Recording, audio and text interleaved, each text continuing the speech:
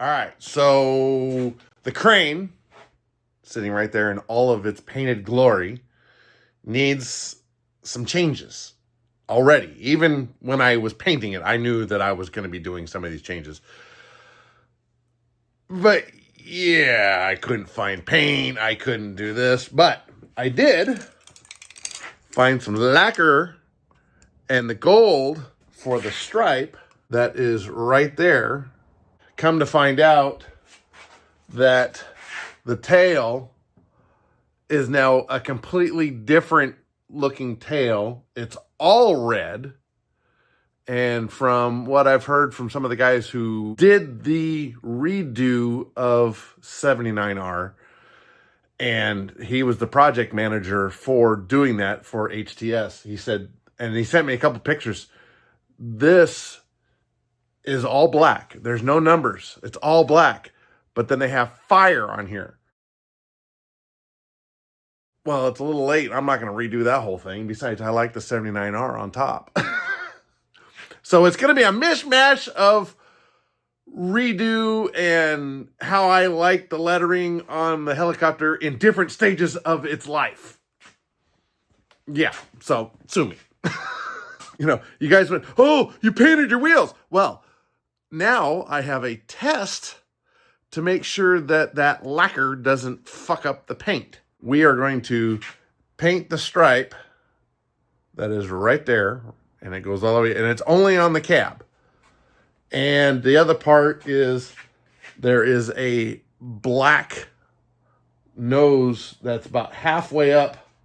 It's just this section right here, and I really like the black nose on it. So I'm doing what I want, and I'm going to do it. So there we go. That's the redo. Not really a redo, an addition, because it's so changed. Everything's changed. Every time I look at that damn helicopter, something's different. All right, so we got 3 coats of this shit laid down.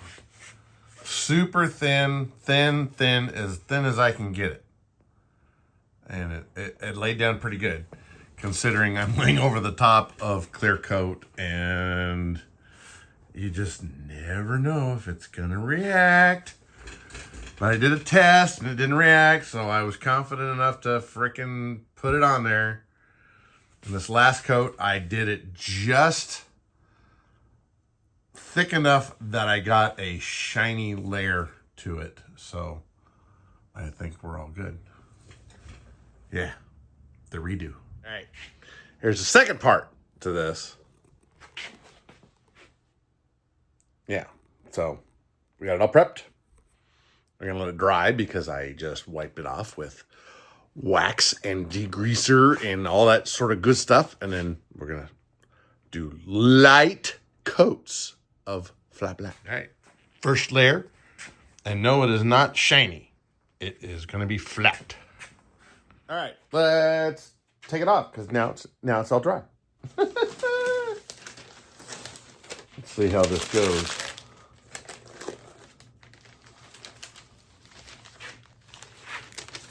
So I painted the gold first, and then I went back.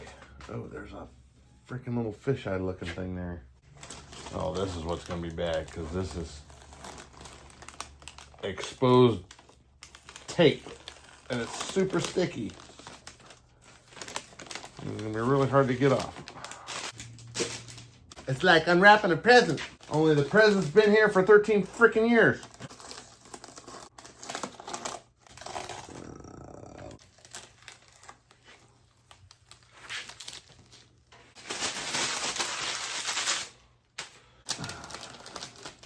Got some paint under the tape.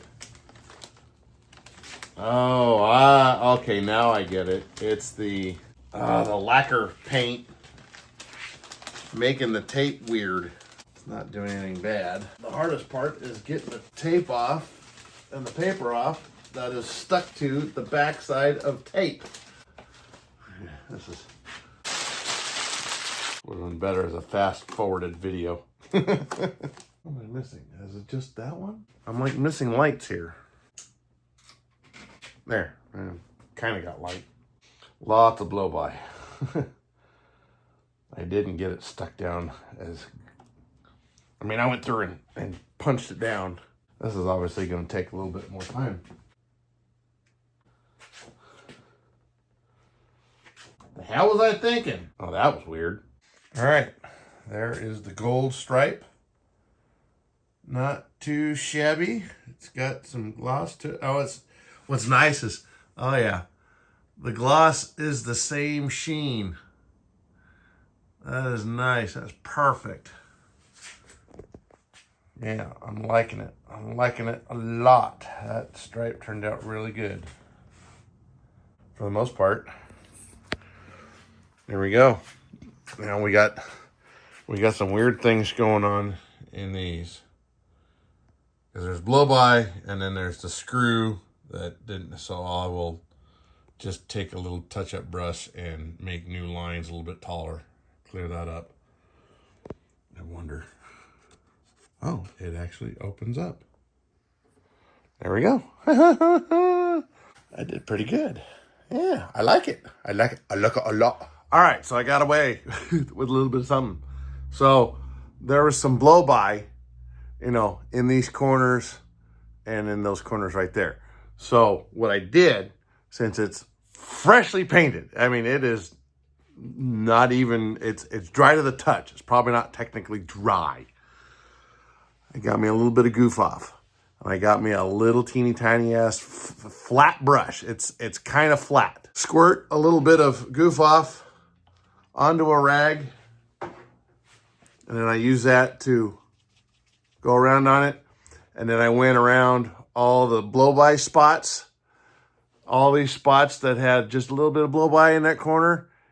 And if you just kind of barely touched it and worked it away, come back, clean it off, go back and do it again. Cleans up all the little frickin' blow-by underneath all these spots. I was even able to fix these two spots right here because I had a lot of blow-by because there's lots of little nooks and crannies in there. But you can get away with getting the blow-by off without having to repaint or touch up or add paint or anything like that. You don't want to try to add paint afterwards. And here I am painting afterwards. We're not going to fuck with it anymore. And we're just going to go fly it at HSM, Helicopter Scale Masters, next week. And Dave, I did this all in less than 5 hours. What are you complaining about? You had weeks to get your stuff done. All right, here is another detail I'm doing before HSM, because I've been wanting to do it for like ever. Okay. This is rattle paint. This is rattle bomb paint. Because you got to shake it up. This is actually Bright Coat Metallic Finish, and it is the Bright Coat Aluminum color. Okay? Bright Coat Aluminum. You take that and you spray it into a cup that will not melt when you put it in there, because there are other stuff in there that will melt. So you get a little bit in there, and I have a nice little flat brush that I have in there. See, it's kind of flat. And then you go and you paint your damn head. See, like on this bottom edge here, I was able to put the paint on and then just wipe one good wipe. This is all about technique. And being an artist from a long time ago, I got a little bit of technique. This is the hard part. So when you're doing that, you don't want to let the bristles roll around the edge. Like if I roll that, see, now there's a big old glob. Keep from rolling the brush bristles around your thing. Try to keep it even. In me doing this, I'm like, blah, blah, blah, blah, blah, blah, blah. Well, it leaves a lot of freaking strokes in there. So you got to try to get one good stroke out of it. One stroke is never enough. And so there is some technique involved with laying down paint on here and getting a nice, thing. And it might be that you need to get it wet If it's too dry, you're gonna see you can see the strokes in there. But if you get it wet, you know, you get fresh paint, load up your paintbrush, not too much. You don't want it dripping, but and get this focused, get my finger, I'm holding my finger on this one. That's already dry as a place to rest my hand. And then I'm gonna do one stroke, hopefully in one direction. And this is so hard. I'm doing it as good as I can. And so you go through the process, and I've cleaned this as good as I wanted to get it clean. It's not really clean, but it is clean where I'm painting. So we're gonna get the paint down into all the, if you just do it quickly, you're gonna get schmutz and stuff. And what I don't want is I don't want paint on the inside of this arm. I don't want paint inside here. So you gotta use a little bit of technique. I'm gonna get my camera up here where you can see. And try to keep it from getting down in there. If you do, have a little frickin' little bit of goof off and a Q-tip, and wet the Q-tip and go in there and wipe it out. Get it done. My paintbrush is getting dry because it's not getting on there. So I'm gonna add a little bit more paint. Just some happy little paint, happy little rotor head, and try to get this on here. And you can see that big old blob is trying to go. So I'm just gonna get rid of the paint. I'm gonna get rid of the paint that's on my brush. I'm gonna come back here and try to pick that paint up. Happy little strokes. This rotor head is actually a bright silver color. And so we're just making it look a little more realistic. Just a little bit more. Not a whole bunch. Make sense? Clear as mud? Sure. Yeah. Okay. That's what we're doing. I just got to do, all of it. And the really fun part is you're trying to do that, and you have to reach through here to get to the back side of that. And you can see I missed a little spot right there. So you got to get up in there, and I can't do it with the freaking camera on here. But yeah, this is more when you don't want to take it off and apart and spray it. This is more for the lazy man's version of painting it. Yeah, I'll put 70,000, 80,000 rivets on here, but I'll paint this with a paintbrush. Yeah, that makes lots of sense. Oh, yeah, now I fucking tell you something. Fuck, I just figured it out. So, when you're doing, come on, focus. When you're doing around bearings and stuff like that, because I just had it happen to me, you don't want paint getting down into the bearings. You don't. So what you do, get the paint off of your paintbrush and then go around where your bearings are, like your not your bearings, but your ball joints, your freaking joints here. You don't want paint down inside there. So get most of the paint off when you're doing this section, this point right here. You can come back with a little bit more paint and get these swirls and stuff. But when you're doing around the bearings and you want to paint the ends and all this other stuff, get your shit dry. That would be considered a dry paintbrush because there's barely anything on it. And then that's what you're going to be. Because see, look at you see how much paint's on there. Well, you don't want that dripping down into your bearing, down into your ball. You don't want your balls painted. That's basically what I'm trying to tell you. Don't paint your fucking balls. But you got to be up here. You don't want that paint getting right in there, but you want to get close. So if your paintbrush is a little drier, not as much paint, it won't tend to roll down into it. Yeah? Make sense? Yeah, okay. That's what I thought. I did get that one spot. But, yeah. There's some more. How nice. Yeah, there's some more that I've missed. Right in the middle of the head. Now I gotta get that too. Yeah, great. Fuck. All right, so you all know that you need to just listen to the half of the shit that I tell you and figure out your own shit, right? So, when I first started out, I was like doing little pick all across there. Fuck. With this stuff, because the way this paint is, the best way that I found, well, you know, like this Vario thing, you gotta fucking get the paint down in there. You just gotta get it in there first time. Then go back and do one long stroke. Do one long stroke. Okay? Try to keep from rolling your bristles around and just get one good stroke in. Get a stroke in so that you can, with this particular paint anyways, this is a metallic paint, so there's lots of little particles and stuff in there, and you can see all that stuff as you're putting, you know, it looks like crap when you do it like this. It's like, okay? But then, if you go back and just put a nice little stroke in it, stroke it some more. You got to stroke these things, you know. They want some love too. Give it a good long stroke, and you can see there's no strokes in that.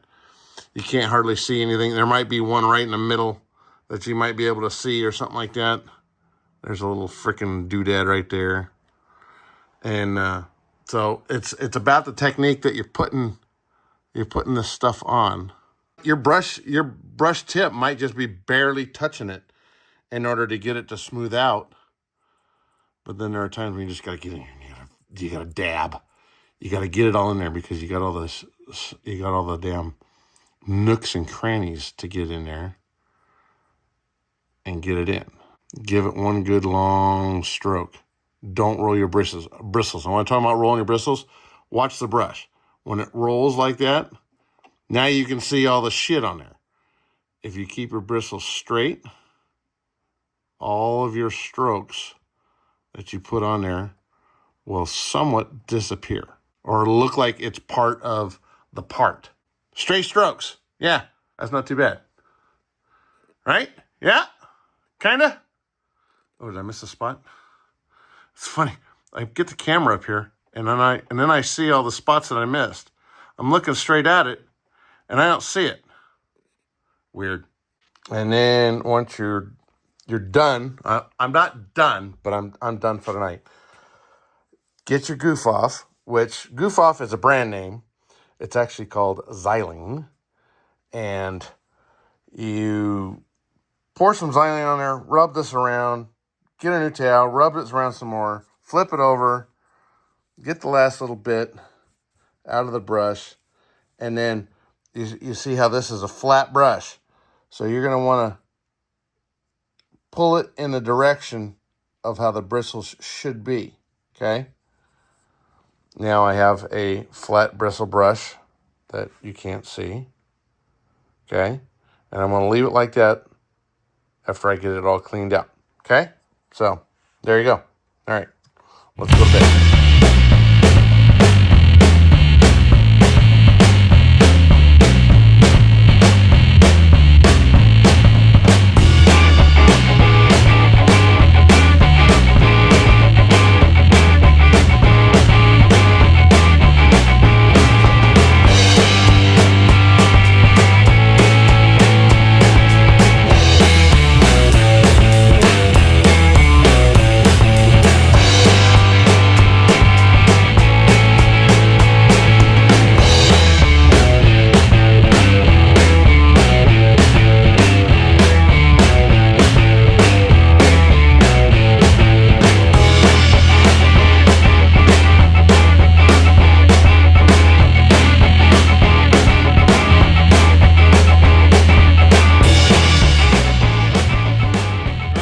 Like 5 or 6 years ago, I got these chrome paint markers. Chrome. And you can see this is where you punch it down and let it flow a little bit. But you can see that stuff is shiny chrome. This is the marking that came in the box, but the middle of the O is pretty damn good. I bought it specifically for the front intake on the engines. So they're all chromed out and polished and whatnot. So I thought, yeah, I want to get that and see if it works. Well, it worked. That's some pretty damn good